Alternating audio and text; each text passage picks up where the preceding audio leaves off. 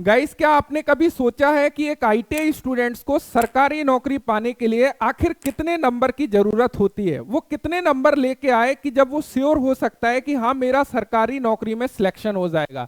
तो आज की इस वीडियो में कंप्लीटली डिटेल से हम लोग समझने वाले हैं। इस वीडियो को बनाने से पहले मैंने काफी सारे प्रीवियस में जो भी आईटीआई के एग्जाम हुए हैं उसमें अलग अलग ट्रेड के कट ऑफ को एनालिसिस किया है, साथ ही साथ कैटेगरी वाइज किस प्रकार कट ऑफ ड्रॉप होता है उन चीजों को देखा है। तो इस वीडियो को देखने के बाद में आपको एक क्लियर आइडिया लग जाएगा, चाहे आपकी कोई भी ट्रेड हो, कोई भी कैटेगरी हो, आप ये पता लगा पाओगे कि मेरा कितना सेफेस्ट स्कोर है कि यदि मैं उतना स्कोर करूं तो मैं एक सरकारी जॉब ले सकता हूं।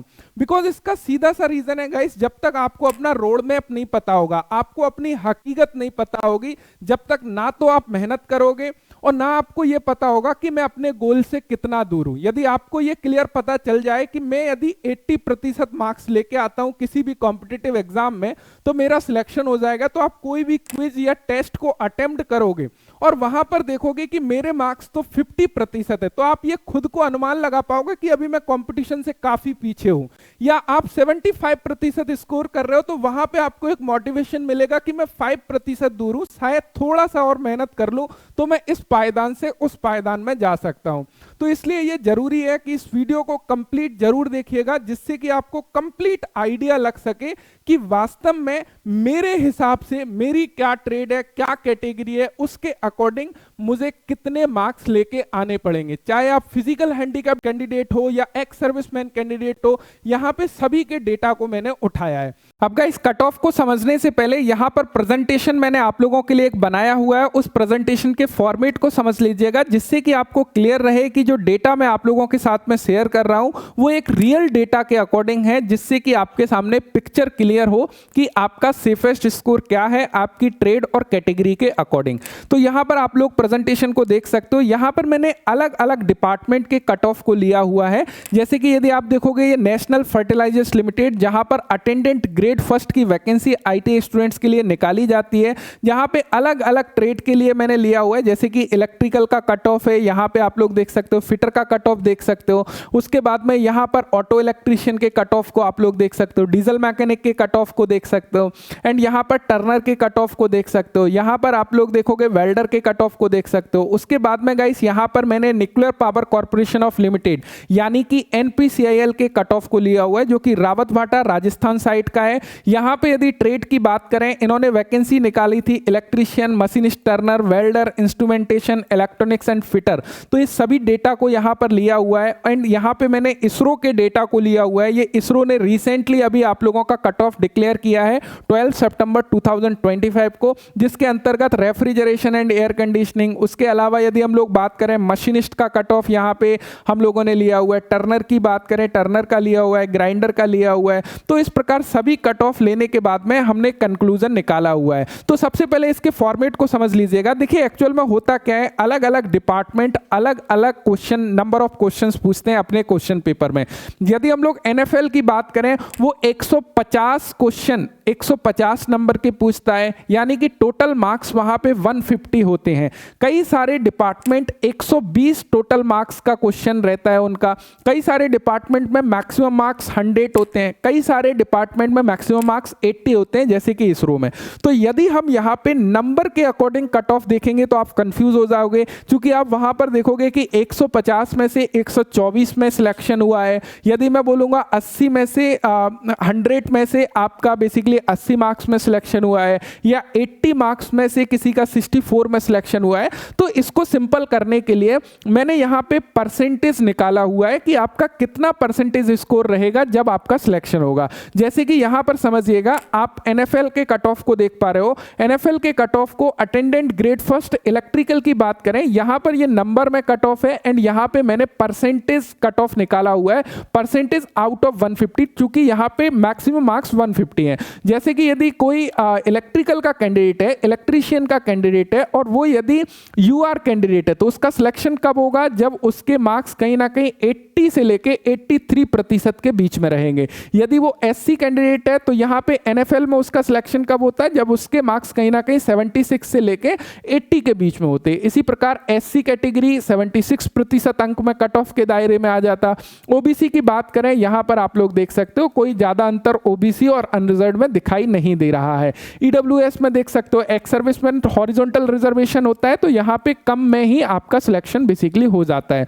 तो ये तो हमने अलग अलग डिपार्टमेंट का यहां पे लगाया हुआ है। तो इस सभी के डेटा को मैंने एनालाइज किया हुआ है और एक फाइनल प्रेजेंटेशन, फाइनल कंक्लूजन तैयार किया है कि यदि आप किस ट्रेड से हो वहां पे आपका सेफेस्ट स्कोर क्या हो सकता है। तो ये फाइनल कंक्लूजन को देखने के लिए थोड़ा सा हिम्मत की जरूरत होगी, बिकॉज यहां पे आपकी आंखें खुलने वाली हैं कि वास्तव में मेरी स्थिति क्या है, मेरी पोजीशन क्या है। क्या मैं जब किसी क्विज को अटेम्प्ट करता हूं, टेस्ट को अटेम्प्ट करता हूं, तो वहां पे यदि आपके मार्क्स आउट ऑफ 100 में से यदि आपके मार्क्स 40 आ रहे हैं, 50 आ रहे हैं, तो वहां पे लगेगा कि सर इतना कट ऑफ जा सकता है, इतना कट ऑफ जाता है डेटा के अकॉर्डिंग, तो मैं तो बहुत पीछे हूं। या फिर कोई कैंडिडेट हो सकता है जो कि काफी करीब है, जिसके 75 स्कोर आ रहे हैं, जिसको लग रहा है हाँ इस मैं कट ऑफ के दायरे में हूं तो मैं सेफेस्ट हूं। तो यहां पे आपको बेसिकली रियलाइज करना जरूरी है, इस चीज को एक्सेप्ट करना पड़ेगा। यदि आप पीछे हो जब भी एक्सेप्ट करना पड़ेगा, यदि आप उस कंपटीशन का हिस्सा हो, वास्तव में कॉम्पिटिट कर रहे हो, तब भी एक्सेप्ट करना पड़ेगा।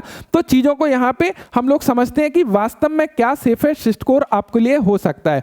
तो यहां पर देखिए मैंने सभी डेटा को एनालाइज किया, उसके बाद में इसको बनाया हुआ है। इस कंप्लीटली डेटा की जो पीडीएफ है उसको मैं टेलीग्राम चैनल के ऊपर डाल दूंगा। स्पेशल टेक्नो टेलीग्राम चैनल की लिंक मैंने डिस्क्रिप्शन में दी हुई है, वहां से आप भी डाउनलोड कर सकते हो। लेकिन उससे पहले हम लोग final category wise, trade wise cut off को देख लेते हैं। तो यहां पे गाइस आप लोग एक पूरा का पूरा टेबल देख पा रहे होंगे। इस टेबल में trade wise, category wise government job cut off जो कि एक्सपेक्टेड है उसको यहां पे समझने वाले हैं। आप किसी भी गवर्नमेंट जॉब, किसी भी डिपार्टमेंट की प्रिपरेशन कर रहे हो तो आपका स्कोर एटलीस्ट इतना होना चाहिए आपकी कैटेगरी और ट्रेड के अकॉर्डिंग। जैसे कि फॉर एग्जांपल सबसे टॉप में आपको इलेक्ट्रीशियन दिखाई दे रहा होगा। यदि आप इलेक्ट्रीशियन ट्रेड के विद्यार्थी हो और आप अनरिजर्व्ड कैंडिडेट से हो, तो आपका जो स्कोर है वो समवेयर अराउंड 80 to 85% यदि है तो आपके चांसेस है कि आपका सिलेक्शन होगा। यदि आपका स्कोर 40, 50, 60 है तो डेफिनेटली आपको और मेहनत करने की आवश्यकता है कहीं ना कहीं।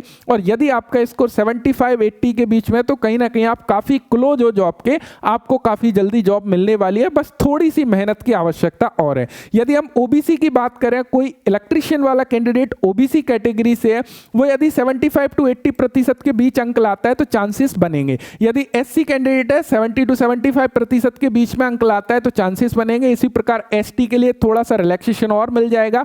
ईडब्ल्यूएस भी 70-75% अंक के बीच में लाना होंगे। यदि कोई physical handicapped candidate electrician trade से है तो लगभग 55 to 60% अंक भी लाता है तो चांसेस बनेंगे, बिकॉज उनके लिए हॉरिजॉन्टल रिजर्वेशन होता है। यदि एक्स सर्विसमैन की बात करें तो 45 to 50% अंक यदि लेके आएंगे तो भी चांसेस कहीं ना कहीं बनते हुए नजर आएंगे।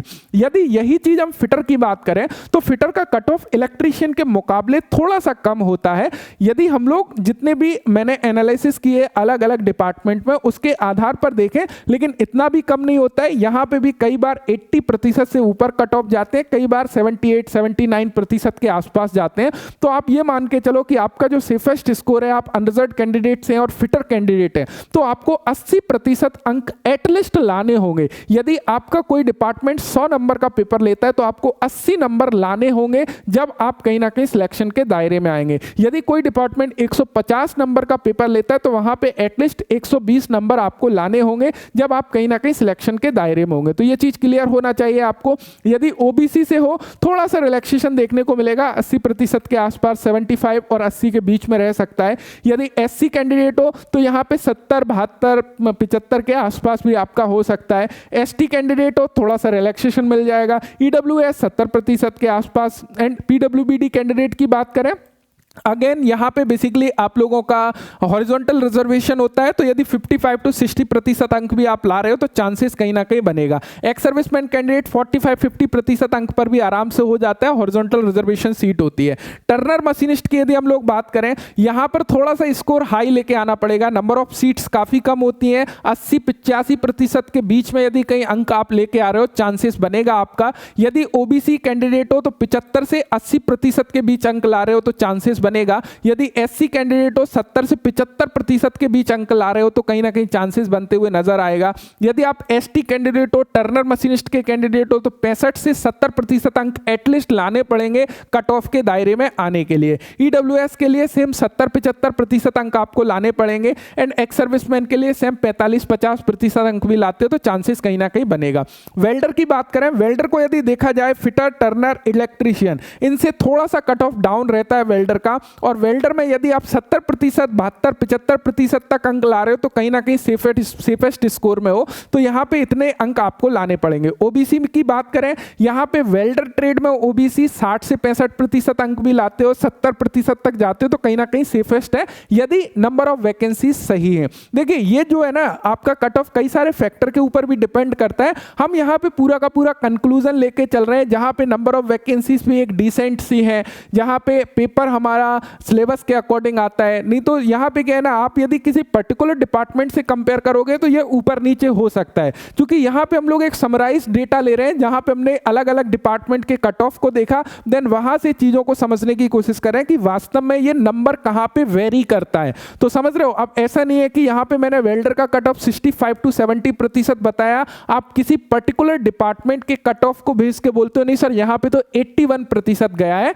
तो डेफिनेटली जा सकता है। लेकिन इन जनरल केस आपको एटलीस्ट इतने मार्क्स, ये मिनिमम मार्क्स में यहां पे बता रहा हूं कि इसके ऊपर तो आपको जब आ रहे हो तो आप कहीं ना कहीं कंपटीशन का हिस्सा हो। यदि आप वेल्डर ट्रेड से हो, अनरिजर्व्ड कैंडिडेट से हो और किसी भी एग्जाम में आप 60% से नीचे अंक ला रहे हो तो आप कंपटीशन का हिस्सा ही नहीं हो। अभी आपको अपने आप को इंप्रूव करने की आवश्यकता है। तो ये आपको एक ब्रीफ आइडिया देगा कि वास्तव में मेरी पोजीशन क्या है, मुझे कितना और मेहनत करने की आवश्यकता है, जब मैं सोच सकता हूं कि हाँ मैं गवर्नमेंट जॉब के लायक हूं। यदि आप उससे पहले ही दुखी हो रहे हो कि मेरी गवर्नमेंट जॉब नहीं लग रही है तो आप गलत हो, क्योंकि अभी आपने उतनी मेहनत करी ही नहीं है कि जो गवर्नमेंट एग्जाम क्रैक करने के लिए शायद जरूरी है, जो बाहर के कंपटीशन से लड़ने के लिए जरूरी है। तो ये आपको फाइंड आउट करना जरूरी है। वो कैसे पता चलेगा? आपको अलग अलग क्विज टेस्ट सीरीज अवेलेबल है, स्पेशल टेक्नो एप्लीकेशन पर भी अवेलेबल है, जहां से आपको बेसिकली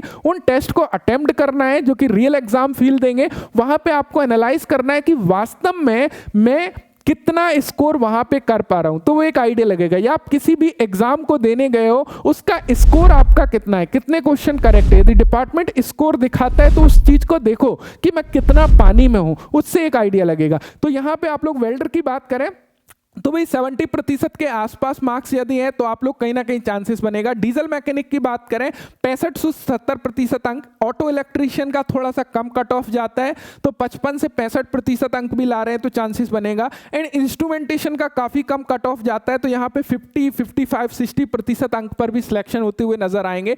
इलेक्ट्रॉनिक्स की बात करें 80-85%, 75-80%, 80-75%, 65-70% कैटेगरी के अकॉर्डिंग थोड़ा सा वेरी करेगा। तो यदि हम और टोटल कंक्लूजन को निकालने लगे, यदि हम मेन ट्रेड की बात करने लगे, फिटर, इलेक्ट्रीशियन, टर्नर, मशीनिस्ट या वेल्डर, इन सभी ट्रेड से हो तो आपको एक बॉटम लाइन जो है वो कहीं ना कहीं 70% की बॉटम लाइन है, उसको तो लांघना पड़ेगा। उसके नीचे आप हो तो कहीं ना कहीं अभी आप कंपटीशन का हिस्सा ही नहीं हो। समझ रहे हो मेरी बात को?